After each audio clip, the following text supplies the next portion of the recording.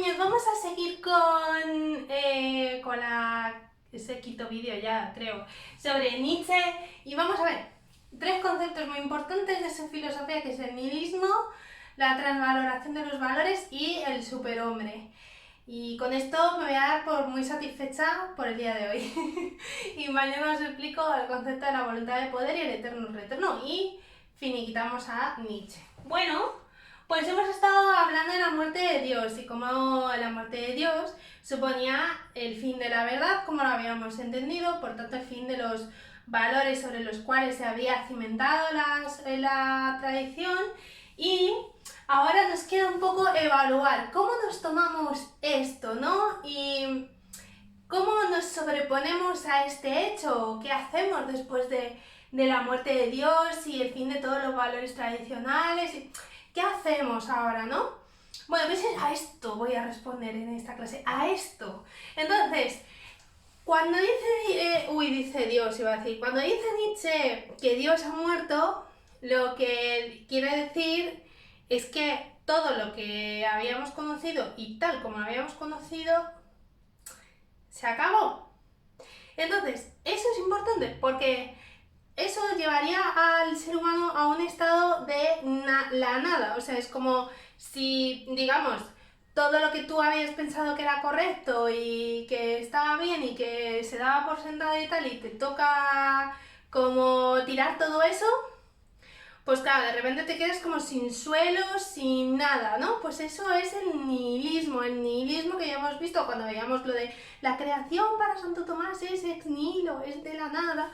Pues esta idea, nihil es nada, pues el nihilismo es un estado en que se encuentra el ser humano cuando pierde todo lo que había conocido como bueno, valioso y estupendo. Correcto, entonces, ¿cómo reaccionamos ante eso, diréis?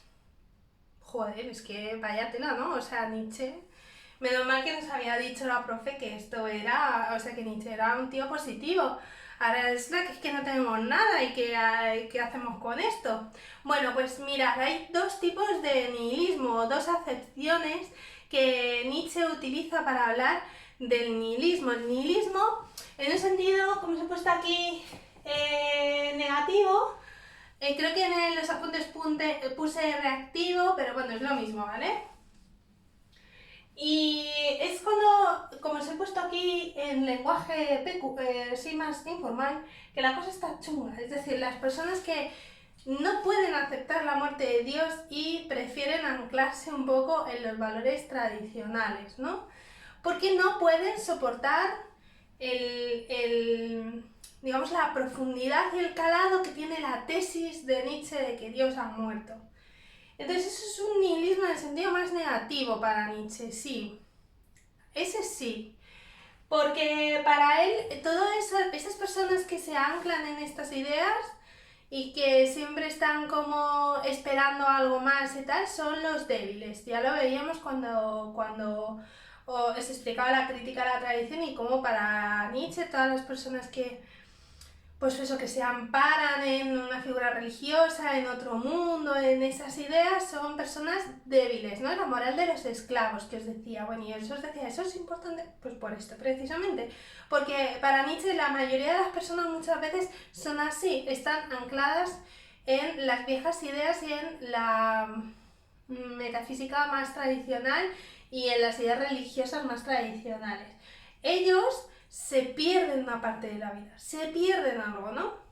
Y para Nietzsche todo ese nihilismo negativo representaría en sus palabras el ocaso de la civilización. Es como si la civilización y toda esa enfermedad cultural hubiesen llegado a un punto ya límite, ¿no? La muerte de Dios, entonces, para esas personas siempre será algo negativo, algo que no se puede aceptar fácilmente. Mientras que el nihilismo, en el sentido positivo, activo, que es el que querría Nietzsche dar a entender, es todo lo contrario. Son las personas que entienden que esa tesis, ese paso de negar a Dios o de la muerte de Dios, no es solo que no sea algo negativo, sino que es algo bueno.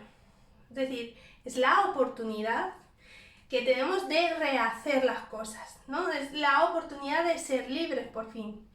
De alguna forma de quitarnos todo el yugo y todo lo que para Nietzsche sería el peso del deber y de los valores que no acrecentan la especificidad de cada uno, lo grandioso y lo bonito que tenemos cada uno de nosotros y que está por hacer. Entonces, esas personas son las que son capaces de, a ese ocaso de la civilización, a ese estado de la nada, ponerle algo que ya es positivo, ¿no? Es como una nueva aurora, un nuevo amanecer. Es algo, un nuevo día donde las cosas todavía están por hacer y nada está escrito, lo tenemos que escribir nosotros. Bueno, pues esto es un poco la idea. Por eso Nietzsche, a pesar de hablar del nihilismo, en realidad no lo está diciendo en un sentido negativo, como os decía antes, porque Nietzsche en realidad tiene un pensamiento muy vitalista. Nietzsche es un optimista de la vida, es decir, que en realidad el nihilismo debería significar esto. En su obra Así habló Zaratustra, qué pesada estoy con esta obra, la leche. En esta obra, Zaratustra, que es el protagonista, habla de la muerte de Dios y viene como si fuese un nuevo ídolo, pero es el ídolo que se carga a todos los demás ídolos. Entonces viene y le dice a los demás: oídme que tengo una noticia que daros y tengo un regalo para vosotros. Y todos: ¿y qué es? ¿Y qué es? ¡Que Dios ha muerto! Y todos: pues vaya mierda regalo, o sea, ¿qué regalo es este? Y bueno, pues ahí explica Zaratustra como: es una buena noticia, es que no queréis oír. Hay una frase que se repite mucho en la obra que es: el que tenga oídos oiga, o sea, como los demás no van a querer oírte, pero Zaratustra dice: pero que no, que esto es una buena noticia, y es una buena noticia precisamente porque es la oportunidad para rehaceros, para pensar de otra manera y para cuestionar las cosas que hasta entonces no habéis cuestionado nunca, ¿no? Bueno, pues efectivamente, como un regalo, se lo toman poquitas personas, porque esas personas lo que tienen que hacer es algo que para Nietzsche es difícil, porque es cosa de valientes, y es subvertir los valores tradicionales, es decir, lo que se llama la transvaloración de todos los valores, es decir, cuando veíamos la crítica a la cultura occidental y veíamos a Platón, os decía que, y la religión, sobre todo la parte de la religión, os decía que la religión había propuesto una serie de valores que para Nietzsche estaban caducados. No solo que estaban caducados, sino que habían como dado la vuelta a valores que sí que eran positivos. Entonces decía, por ejemplo, la religión tiende más a entender la virtud como una mansedumbre, no rebelarse, siempre poner la otra mejilla, ¿no? Y para eso, o sea, para Nietzsche eso es una debilidad. Esos valores no son positivos para nosotros. El valor positivo que tenemos es de acrecentarnos a nosotros mismos, de afirmarnos, ¿no? De alguna forma, lo que diríamos un poco, que no es un término nietzscheano, de empoderarnos nosotros, ¿no? No de imponernos a los demás, pero sí de alguna forma, hacernos valer, ¿no? La valentía, el coraje, todo eso que decía Nietzsche, las antiguas tragedias eran valores positivos y que después desde la tradición platónica y con la religiosa ya todo eso se pierde. Entonces la transvaloración de los valores, eso fue un momento de creación y de superación por parte de los seres humanos, la capacidad que tienen los seres humanos de invertir y de quitar todos los valores antiguos y proponer unos nuevos valores. Esos valores cada uno tiene que buscar cuáles son. Por eso la vida es una cuestión creativa, es una cuestión de coraje.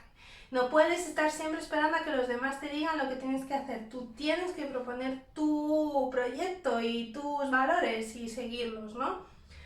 En ese sentido, para Nietzsche son pocos los que intentan realmente vivir así, porque lo que es más fácil es tirar con lo que ya uno tiene, ¿no? Pues imponerse a esta idea es lo difícil. Y entonces, ¿quién lleva a cabo la transvaloración de los valores? Bueno, pues este señor que se pinta aquí, que no sé si lo veis más bien como casi todo lo que pinto, es decir, con un huevo aplastado, pero en principio iba a ser un señor con capa y ponía una S así como de superhombre, pero bueno, se entiende, es un icono, es una cosa vanguardista de las mías.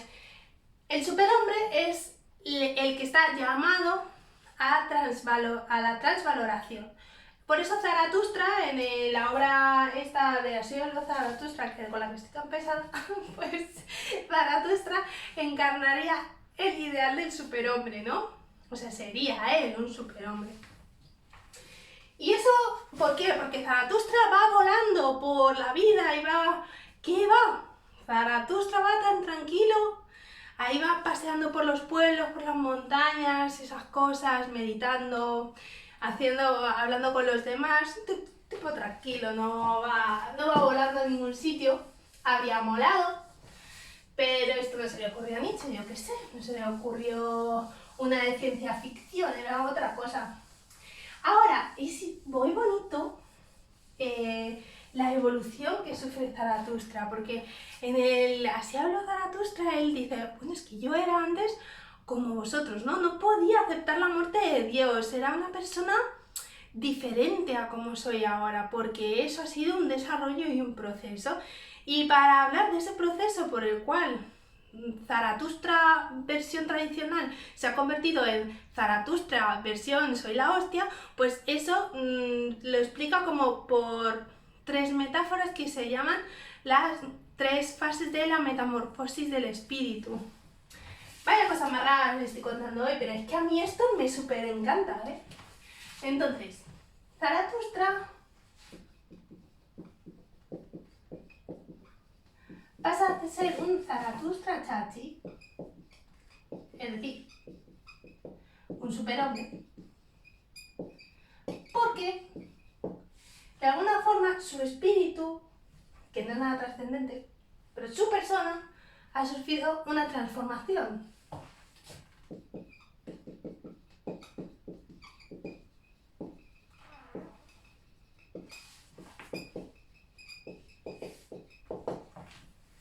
Vale, y esa transformación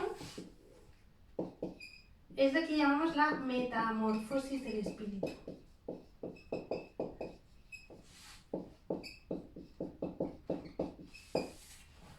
Vale, y esa metamorfosis del espíritu se ve todo como en un plano, a ver si tengo el ojo por aquí. También, por supuesto, en un plano metafórico, como no podría ser de otra forma, porque ya os he dicho que la obra es así, por la propia tesis de Nietzsche de que todos son metáforas, entonces es una invitación a la interpretación. Hay miles de interpretaciones de Así habla Zaratustra y seguro que cada uno de nosotros lo leemos y sacamos lecturas distintas porque es lógico. Entonces él lo explica este desarrollo de Zaratustra de una forma pues tremendamente metafórica. Eso se llama las transformaciones del espíritu, la metamorfosis. Y eso, porque al fin y al cabo la metamorfosis, si habéis leído a Kafka, habéis leído la metamorfosis y no a Celdo, pues la metamorfosis es ese proceso por el cual Gregorio Samsa se convierte en cucaracha, ¿no? Pues es el mismo proceso, es el proceso por el que Zaratustra se convierte en superhombre, es esto. Y no os he dicho lo del superhombre, claro, es un lenguaje muy de época, porque nos suena así como un poco a cachondeo, ¿no? Lo del superhombre, ¿qué es esto? Pero claro, porque nosotros en nuestra época no lo vemos muy así, pero es como un lenguaje muy epocal. Freud, por ejemplo, habla también de las fases de la personalidad, ¿no? Y habla del ello, del yo y del super yo. O sea, es que como siempre supone en lo del super yo, el superhombre, etcétera, es como la evolución, ¿no? O como a lo hegeliano, como la síntesis, ¿no? El desarrollo final. Bueno, pues esa metamorfosis del espíritu tiene 3 fases, como os decía. Y dice Zaratustra, yo al principio, mi espíritu, era como el de un camello.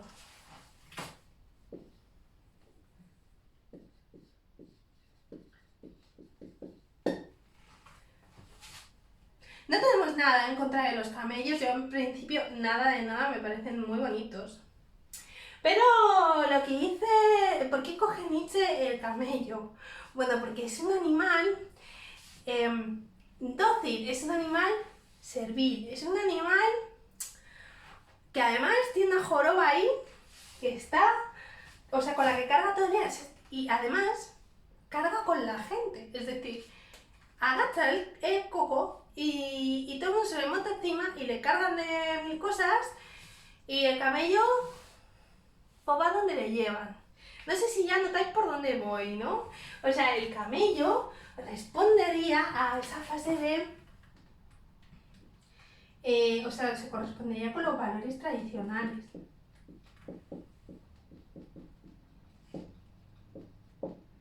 Uf, esto es muy bonito. Carga con el peso del deber.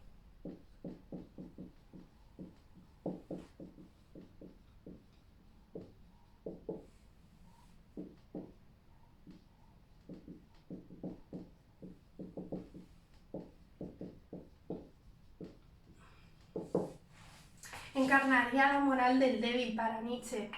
Ahora estoy pensando, pobres camellos, pero bueno, o sea, se entiende que es la metáfora, ¿no? O sea, es que es metafórico. No tiene nada Nietzsche en contra de los camellos. Bueno, entonces, segunda fase. Dice Zaratustra, bueno, pues la segunda fase, mi espíritu se transformó en un león. ¡Toma ya! O sea, de un camello a un león hay un montón, quiero decir. Podría haberse transformado primero en gato, que tampoco son muy fieros, pero no, va de camello a león. Entonces el león es totalmente distinto como en características vitales de lo que es un camello. Un león, no sé si vosotros... O sea, yo si veo un camello así por el desierto, me estoy imaginando así por el Cairo y que veo un camello y que soy muy loca, pues yo seguramente iría a ver, ¿no? A verle, a intentar tocarle o algo de eso, seguramente, ¿no? Aunque luego tiene unos dientes impresionantes. Yo no sé si me daré un poco de yuyu, pero la cosa es tal. Ahora, veo un león, de esto que vas a un safari, ves a un león y dices, yo me pillo confesada, de verdad. No se te ocurre ir a hacerle una caricia y tal, porque el león no se deja. O sea, el león no se deja hacer eso. Mi gato sí, pero el león no. O sea, el león, si le intento tocar, probablemente me arranque el brazo. Eso hacía buenas, si no, igual me come entera. Entonces, el león no es un animal dócil, ni mucho menos, ni es un animal servil, ni es un animal tan doméstico y que sirve para cargar a nadie. O sea, ¿se me habéis imaginado alguna vez un león llevando gente así, en plan, venga que sí que te cargo? Mira, los tigres estos que tienen en algunos países, que va la gente y los toca, están drogados, o sea, y por favor, no seáis cómplices de esto porque es maltrato animal 100%. O sea, un tigre y un león no se están ahí sentaditos para que la gente les toque, no son animales dóciles ni son domésticos, están en su hábitat normal y son salvajes. O sea, no sé si habéis visto alguna vez un documental de un león cazando, no, pues es básicamente eso. Entonces, la gente que los tiene ahí para que la gente los toque, etcétera, pues los tiene drogados todo el día y maltratados todo el día, porque si no, de ninguna manera son animales serviles. Bueno, pues esto es lo que le interesa a Nietzsche, que el león es una fase que se corresponde a la destrucción de la cultura.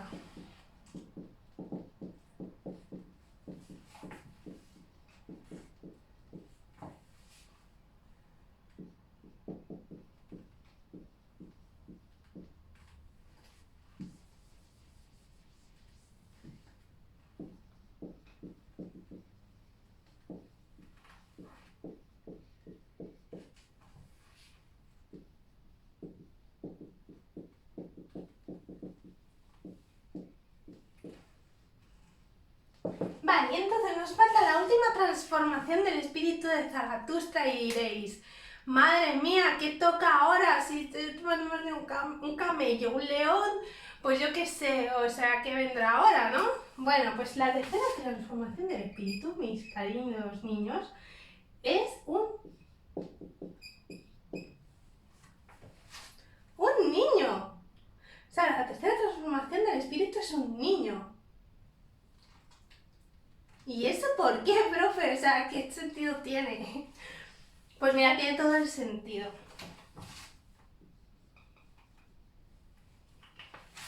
¿Alguna vez cuando os preguntan, tú cuando eras niño no eras muy feliz porque no cargabas como con todas las responsabilidades y con todas las cosas que cargamos todos los días, etcétera?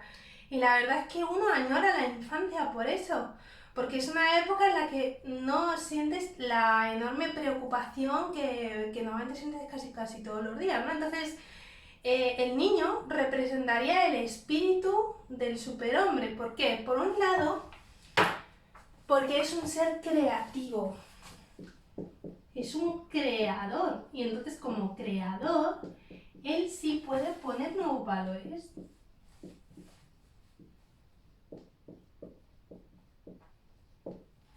No está todavía corrupto por todas las cosas que les decimos. Cuando los niños se inventan un dibujo o un cuento o cosas así, es todo de lo más como de lo más sincero, de lo más honesto, o sea, como todas las cosas que se le van pasando por la cabeza y todos los personajes son composiciones de cosas que ve, todo es posible y eso también es muy de los niños, ¿no? Es como todo puede pasar, ¿no? ¿Por qué no? ¿Por qué no podemos hacer nuevas cosas? Me estoy acordando de cuando era mi primo, uno de mis primos, ¿no? Chiquitito, y yo le llevo como 10 años, pero me acuerdo un día que les dio por decirme que por qué no teníamos un caballo, y yo, pues, a ver, ¿cómo te lo explico? Pues que no lo puedes meter en casa ni nada, y los caballos, pues, hombre, están ahí libres y corretean, y yo no sé, pues inventándote estas cosas, ¿no? Pues, ¿por qué no tenemos un caballo en casa? Y me decía, bueno, pues no importa, lo tenemos en el parque, ¿no? Y le construimos ahí una cabañita y puede dormir y ahí puede pastar y nosotros le vamos a ver todos los días y tal. Lo que quiero decir con esto es que su mente era mucho menos restrictiva que la mía. Es como, es creadora, propone alternativas. Yo le ponía un problema y él me proponía 3 soluciones, ¿no?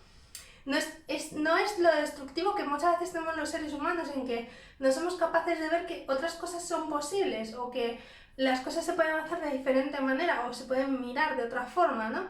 Los niños sí, los niños son muy creativos para eso, ellos ven las cosas de una manera muy distinta a nosotros, y esa manera de ver tan creativa es lo que a Nietzsche le parece que es fundamental, ¿no? Esa mirada creadora, esa mirada de algo nuevo. Por otro lado, hay una cosa muy importante en el niño, es que él no tiene conciencia del pasado.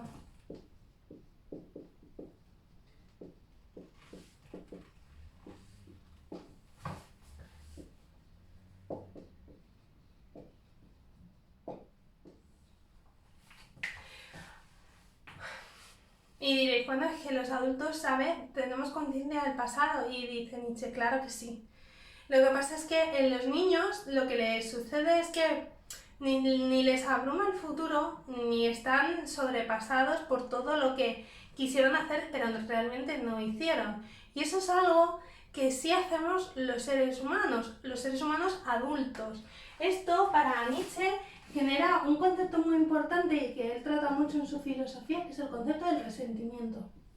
El resentimiento contra la vida y contra nosotros mismos. Y es verdad que muchas veces hay gente que se queda como anclada, ¿no? En algo que ha sucedido, que le gustaría haber hecho de otra manera, pero no hizo, que sucedió y no se puede cambiar, y es como que ese peso le hace resentirse contra el propio presente, ¿no?